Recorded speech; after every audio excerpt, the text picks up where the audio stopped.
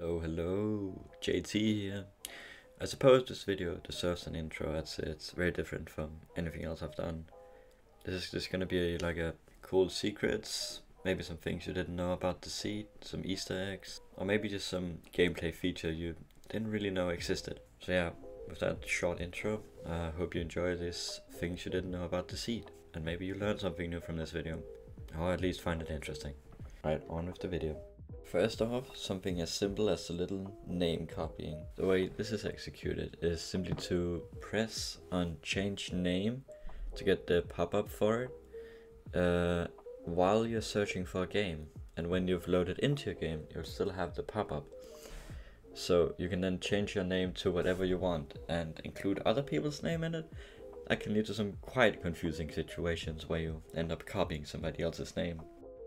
Bro, you took my name, what the fuck? Or what? Why did you take my name, bro? No, you took my name. This was my name, okay? Yo, I used this name for the years. So yeah, feel free to go have fun with that. That can be a harmless prank, but it can start some interesting conversations. You might have noticed that all of the cars in Deceit actually have the same license plate, but this doesn't seem to be randomly picked.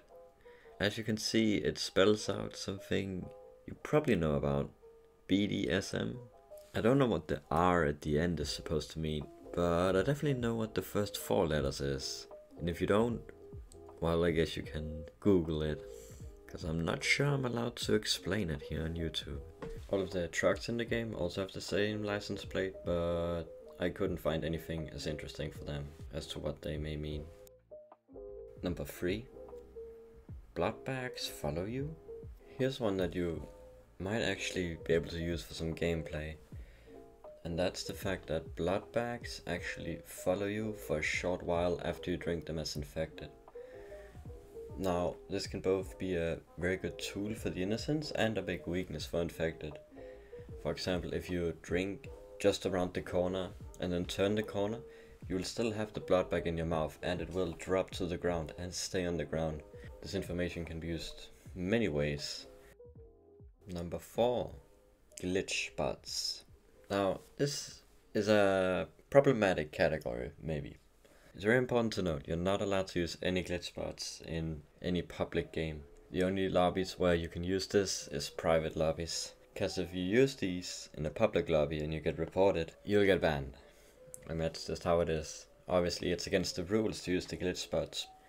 But there are some really cool out of bounds spots, on especially the manor is my favorite, where you can go on top of the maze and jump out, walk around on the floor outside. Of course, don't do this in a public lobby, but if you are having some fun with some friends, just walking around and trying out some different glitches, feel free to go bug exploring. But seriously, please report the bugs if you find any. Hopefully they will fix them. But until then, have fun with them in private lobbies, I guess. Number 5. Longer map names. Did you know that the maps of Deceit actually have a longer name? So you might know them as the Asylum, the Forest, the Arctic, the Mansion, and the Lumberyard. But these names are actually just a shortened version of Dunning-Kruger Asylum, Darkwood Forest, Woundward Barracks, which is Arctic apparently, and Abandoned Mansion. Now, for most of these, nothing came up. Mansion, Barracks, seems like nothing. Lumberyard is apparently, I couldn't find what its full name was. It's not on the wiki anywhere, so I'm guessing it just doesn't exist. And the Darkwood Forest isn't really related to anything as far as I'm concerned. There is a game called Darkwood with a place called the Silent Forest, but as far as I can tell, not related.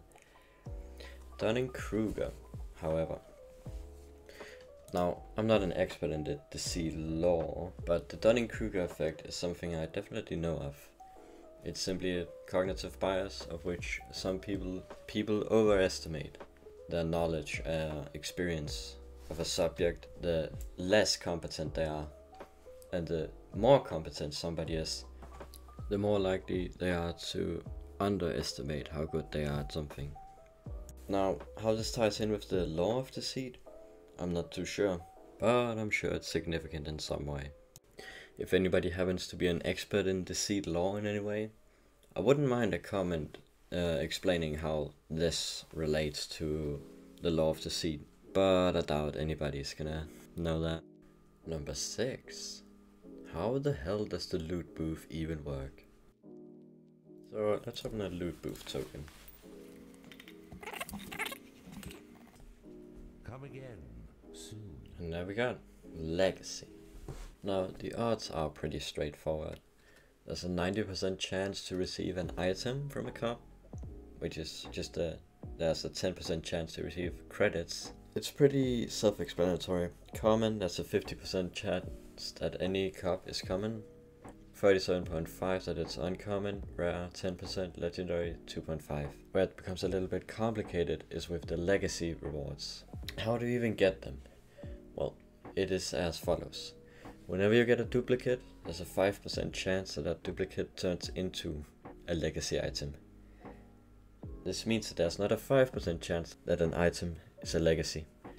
Meaning the 5% chance to receive a legacy item really only applies if you have every single base item in the game, which is pretty steep to ask of people. But there's always the small chance of getting something really nice.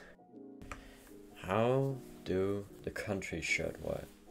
I've seen a lot of people with blue items, these different shirts with countries, and let me just be frank, I have no idea how this works. Because when I look, I can't see them. Like, I know for a fact that a few days ago one of my friends unboxed a Poland shirt for Alex. An item which I can't see. And honestly, my guess would be it's the same as Legacy, where if you receive a duplicate, there's a 5% chance that it turns into one of these hidden items. Because it's not really an event item, it wasn't part of an event. It's just hidden and rarer than anything else. Hello, hello. Outro JT here with my cat, who is slapping my foot. Yeah, that's not gonna be a problem. So I really tried something else with this video. I hoped somebody enjoys it.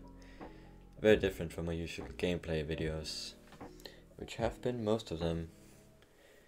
So yeah, if this is something you find interesting,